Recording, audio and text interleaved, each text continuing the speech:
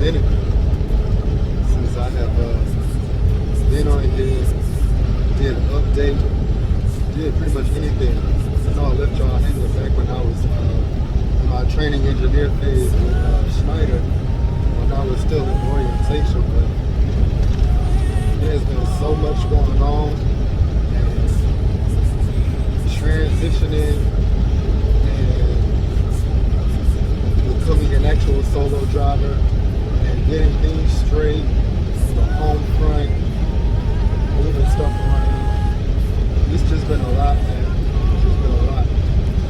But I am back. I'm in full effect. I'm definitely making plans to become a whole lot more consistent. I just gotta make sure I find the proper balance to do what it is I really believe I'm called to do with this channel. So, as you can see, I finished orientation. I have got my first truck. Got my truck assigned to me. This is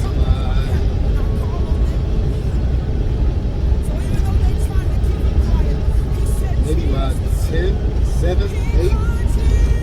I don't think it's almost 10. Maybe like my 7th or 8th. Maybe my 9th load. I've been so zoned out and just running non-stop, from spot to spot, dropping and hooking. I had a couple of live unloads also. For the most part, I just been staying in the mood. I just came up with a 34-hour reset, so that gave me a day to really relax and enjoy some scenery in Chicago. I spent some time at the mall, did a little bit of shopping, see some things, but for the most part, I've just been running. Like, that's the one thing I can't complain with about Schneider is, like, especially starting out, you would think that they want to kind of keep you, like, have you, like, give you loads, like, sporadically here and there, just to kind of, you know, work with you, transition you, not put too much on you at one time. But not with me, man. My first load was out of Charlotte to Virginia, and then from Virginia,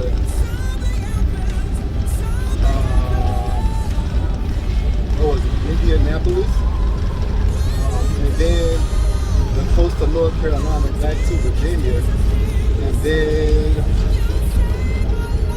what else?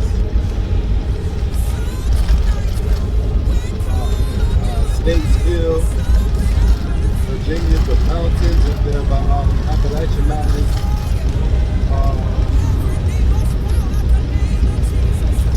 So yeah, I've been all over the place. And from Iowa, not from Iowa, but I left out of Chicago, Illinois, dropping off the empty, picking up a load, and taking it over here to Iowa. And after I leave out of Iowa, I'm going back to Illinois to pick up something. And then I'm taking that to Arkansas. That's going to be about almost 600 miles. So the miles are there.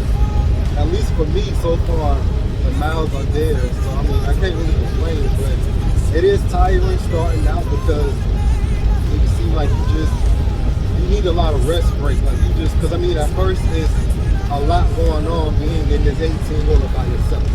You got to stay in the lane. You got this buzzer going off whenever you drift outside of your lane. It's nerve-wracking, especially when you're doing mountain driving. I've been all up and through the mountains like nobody's business, so my nerves have been all over the place. I think I'm getting better now.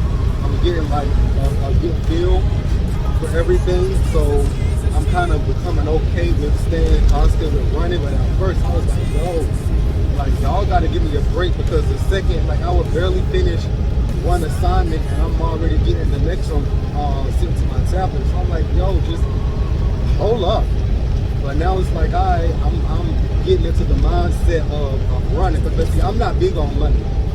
I'm not hungry for $1. I'm not hungry for a dime. A lot of truckers' mindset, if my wheels ain't spinning, I'm not making no money. I'm not like that. I'm gonna have money regardless, whether it's from trucking or not. Money is gonna always come because I got favor over my life. So I'm not really pressed about money at all. So my whole thing is, you know, don't keep me out here thinking I'm about to run like a Hebrew slave. It ain't about to happen like that. So it's like if I get back-to-back lows and stuff, then that's cool. But also if I don't, then that's cool too. But back to orientation and stuff, everything went well. So when I got back for my week 5, I ended up being held over for another week. So I was total 6 weeks with the CAP program, which is the CDL apprenticeship program. And so when you get back from your training engineer, you spend a little bit more time back and you start nailing down your pre-trip, because now you're getting ready to take the state CDL test to actually get your license. So pre-trip is not as hard, it's not as bad as we make it out to be. It's a lot that Schneider puts on you because Schneider goes above and beyond. They're like the gold standard, they're just extra. But as far as DOT requirements are concerned, you can X out 80% that Schneider give you and still pass your pre-trip. Well, for the state of North Carolina, I'm not sure about any other states, but for the state of North Carolina, it's just not that bad. The way I did it, I had a routine going where every night before I go to bed, I would look over pre-trip. They would give me this booklet where it shows you the picture and the names. And I would do that every night. I would cover up the name and just look at the picture and not call it out. And then every morning I'd wake up a little bit early and do the same thing. So every morning I'm pre-tripping in my mind, and every night I'm pre-tripping. So when I get there in the day to actually start training, I'm going over everything, actually visualizing what I visualized in my booklet without having to actually look at it. So over time, you kind of get better at it. So I passed my pre-trip inspection on the first try, and then after that, because they break it down into sections. So in the first one, you take the pre-trip. So before you can take your back and then your road test, you got to pass your pre-trip. So they pretty much drill pre-trip in you before you even get on to your back and your road test. So your back and your road test, that's combined. So with my back end, I failed my back end once. I got my straight back and my offset perfect, but I messed up my 90 because I set myself up wrong for it, and I ended up using too many pull-ups, and it just wasn't good. So after you fail, they just let you go back and keep practicing. So brushed up on that a little bit more. So I took it again a couple of days later, and I passed it. And then you go on to your driving portion right after your back end. Passed that too. So that was week 6. That was the end for me. So they tell you wait about a week, and then you should be able to have your name in the national database at your DMV to go ahead and get your actual license. Well, when I got back home, I waited 2 days, and I decided to go to the DMV just to see if it was in the system, and it was. So I ended up I ended up passing everything on Friday.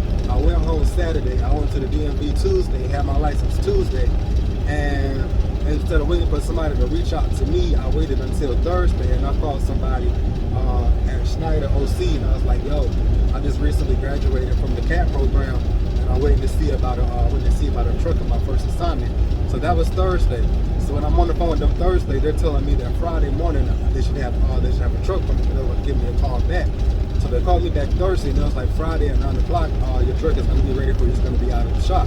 So be here at 9. So I got there Friday at 9, and they do, somebody from the shop, they walk you through everything about your truck, show you all the buttons, answer any questions you may have, and then you go in after that to your DBL, and then they're going to do a ride along with you. They're going to assign you a local load. They're going to do a ride along with you to see how you do and to see what you do before they cut you loose. So that was my first load, was actually picking up in Charlotte. So when I picked up that load in Charlotte, I went back to the OC to drop off my DBL. So that actual load that I picked up from Charlotte was my actual first load that was going to Virginia. So that was how I started. So everything has kind of been on a roll ever since then. So I can't really complain about that. So far everything has been good. My training engineer was awesome. It was a 2 million mile drive. He gave me a lot of tips, a lot of insight, a lot of wisdom. That man been with his pilot for 22 years. So he knows a lot about the company, he knows a lot about the trucks, he knows a lot about driving in general. So it's really just been amazing. But I've really just been enjoying the scenery. I've been through so many mountains, so many flat plains, so much snow out. I've actually driven through snow when I got to Philadelphia. I went to Carlisle. It was Carlisle, Pennsylvania, where I got caught up in that snowstorm recently. And so that was an adventure also. So I'm just loving it, man. I'm loving the space, loving the time to really pray, really meditate, really get things together as far as my spiritual growth is concerned, and really just advance. It's all about advancing the kingdom of God. That's what I'm all about. So I'm gonna go ahead and get off of here. It's a bit windy, and my load is only about 34,000 pounds. So I am very vulnerable right now. So I'm gonna get off of here. I'm gonna try to get back on a little later and chop it up a little bit more with y'all. But I had to get on here and say, hey, I didn't forget about you. I haven't left anybody hanging. I haven't left my channel hanging. It's just been a lot as far as transitioning, but there's a lot more content coming, I promise. So go ahead and like and subscribe, comment, all that kind of good stuff. I love y'all. I appreciate y'all. Until a little bit later, I'm going to chop it up with you next time. Peace.